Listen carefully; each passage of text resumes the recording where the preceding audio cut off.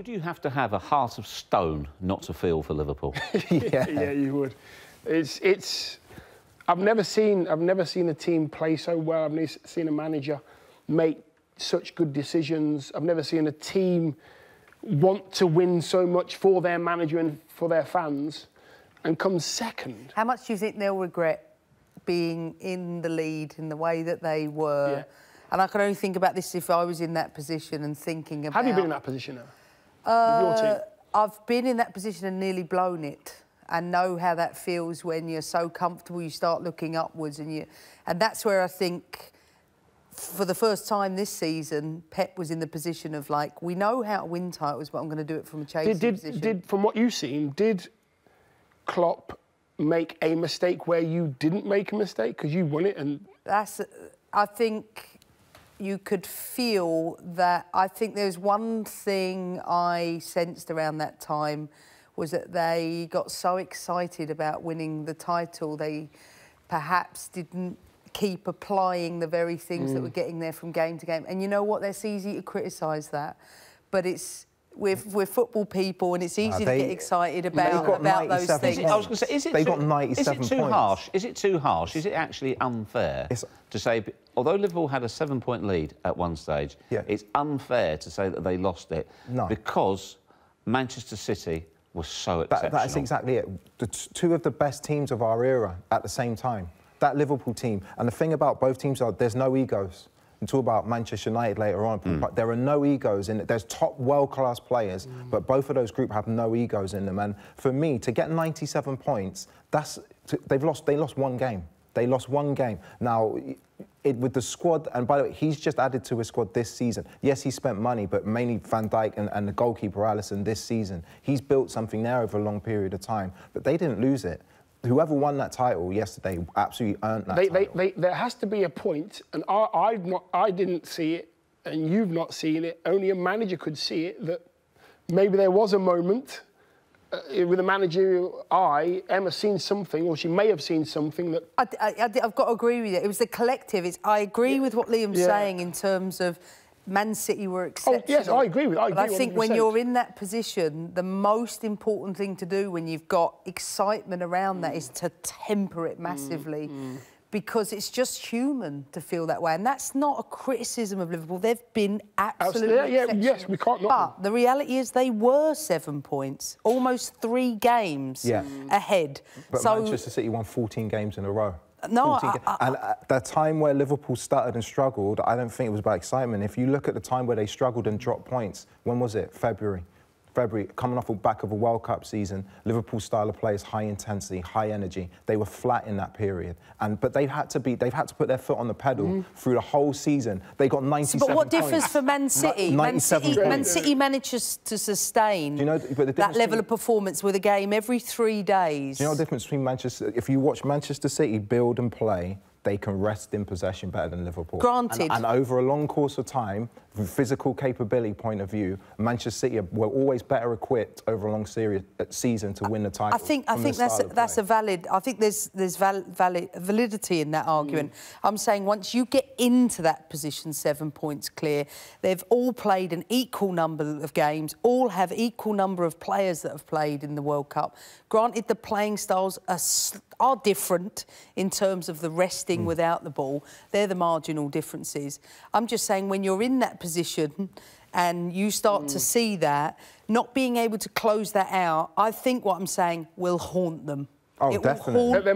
There just might have been, if I'm reading this right, might have been an element of, you know, Liverpool. Oh, maybe that you have to get away from. That never came out again. Having been, you'll never see it. It's not seen. It's not obvious. You'll never see it. Yes, but you know, it's like when we're around the ground. You're not really like hanging around tunnels like a bad smell. You get the vibe. You know what's going on. No, but never, ever. I hear you, but I'll take one of my players, and if she's watching this, she'll think about this.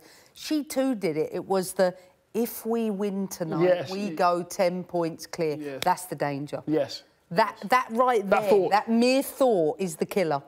And I'm not suggesting it's any mistakes that have been made. All I'm saying that both the players and the managers, only that they will know what was it that just slipped away at the key moment.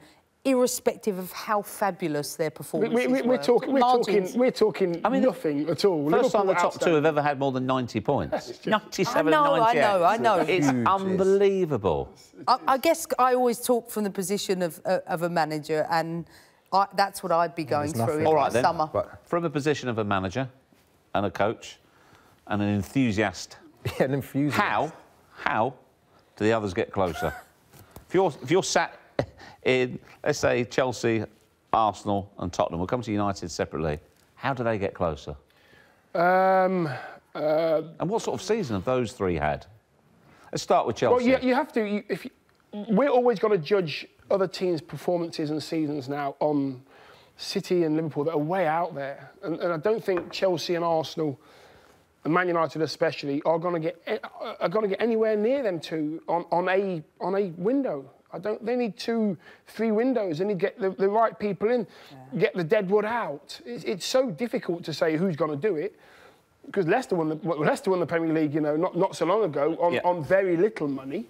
So it can be done, but it's not going to be done to the level of City and Liverpool at present. It's going to take a lot of money. It's going to take. Might have to look into the academy and see what we've got down there, which I think a lot of teams do. They overlook what they've got on their doorstep. Well, it looks like Emma's club, Chelsea, you could definitely have a look at the academy, because if this transfer ban stays and Hazard leaves as well, then they have got some serious problems, haven't they? They do have problems, but for me, they don't, because for me, it takes the pressure off a little bit, and they can actually start to do. When Guardiola first came, his first season, finished third. With Klopp's first season, Sarri's about to finish third for Chelsea. Well, he did finish third for Chelsea, and they're in the final Europa League.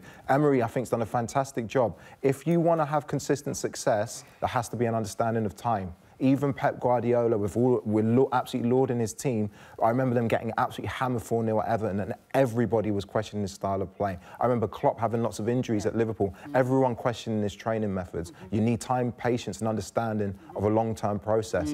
And fans, that's where fans come into it. Fans of Chelsea, fans of Manchester United, fans of Arsenal, and Pochettino's had it at Tottenham, time to implement their philosophy. That's why they're so far ahead at the moment. Speaking of time, do we think Eden Hazard's time is up at Chelsea? Do you think he's gone? Yeah, it did look that way, didn't it? It looked like it was a sort of thank you very much. I'm on the way now. It's already done. What's he got left to see? Has he got a season left on his contract? He's got 1 year left on his deal. So it's either fat end of 100 million now, or it runs down to nothing, which is. I can't see that happening. Yeah, I think he'll be gone. What do you think, Em? Away? I think the whole place wants him to stay. I think it's a big decision in his career, and only one that I think he's given great service to the football club, and I'm sure I speak for everyone at Chelsea, everybody would love him to stay, but I think it's a personal decision and a club decision that may see him. He's been there, what, 7 years? Yeah. He's won virtually everything. Oh, he's so good. He's been absolutely... He's so good. Like, there's no sugarcoating it. We can, you know, talk about the players. I agree with Liam. I think this opportunity presents itself to the club as a result of 40-odd players that are out on loan. I think players will prosper from that, and I think it's important to not be... There's a lot to be excited about. Chelsea have finished third in the Premier League. It's supposed to be a disappointing year in which they made the Carabao Cup final in the Europa League. Yeah. I mean, what is supposed to be a positive season? I mean, there's so much criticism around that. On the odd occasion, on the very rare occasion, you get the biggest players, like your Hazards and Kane, for example. When they're not there, a lot of the other players around them have to step up. It happened at Spurs. Son stepped up, Sissoko stepped up. Eriksen was even better than normal. Is that going to be the case at Chelsea? Look what happened with Liverpool and Coutinho. Liverpool and Coutinho. That was it. It was the end for Liverpool, wasn't it? Actually, as a collective, they're actually a better team. Yeah. They're a better team. I completely agree. It works both ways. And when you look at where Spurs finished in the top four, do you still always have to remind yourself they just didn't spend any money? And they've done it of a fashion whereby... And it wasn't necessarily about not spending money because Daniel Levy didn't want to spend money. Yeah. Because I always remember Arsene Wenger, he used to say, it's possible to subtract by adding.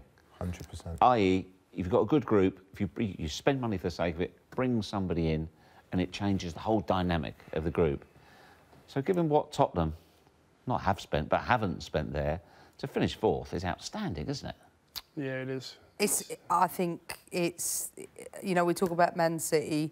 for Tottenham to be in the Champions League final and finish 4th on the back of 2 transfer bans, it seems, is unbelievable. I mean, it really is. A Tottenham team that are notorious for not making it beyond semi-finals. I think going through against Man City in both ties, plus the Ajax game, in the fashion they did, can only happen when you have a group of players, a collective that have been playing together, much in the same way Ajax did, or their youth players coming through.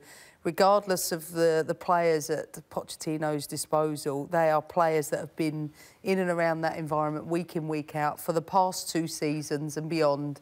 And I think that really benefited them down. Can you see why Pochettino has come out and said, though, ahead of the Champions League final, we have to find another way. We can't just rock up again next season. No, 100%. Do you think that we can keep doing this every summer? No. You're joking.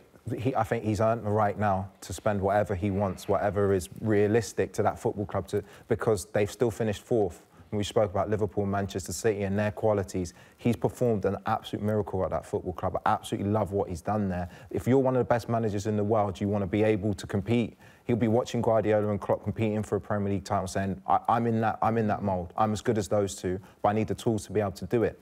Klopp gets backed, can sign the best centre-half in the world, the best available goalkeeper in the world. When Guardiola wants to play at Manchester City, he gets backed. So Pochettino will be saying, expecting the same thing from Tottenham now.